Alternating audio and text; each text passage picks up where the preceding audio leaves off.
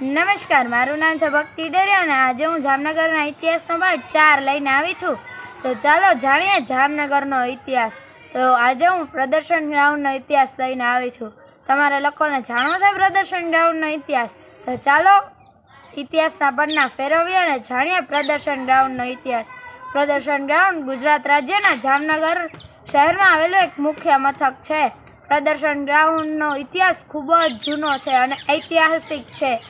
પ્રદર્શન ગ્રાઉન્ડની સ્થાપના 1930ના દાયકાથી શરૂ થઈ હતી અને આની સ્થાપના જામનગરના મહારાજા જામ સાહેબે કરી હતી.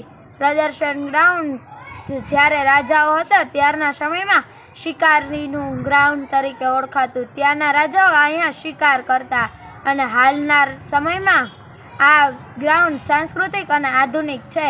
આ ગ્રાઉન્ડમાં જામનગરીઓ પોતાનો તહેવારો, ઉત્સવો અને મોટા મોટા કાર્યક્રમો ઉજવે છે. નમસ્કાર.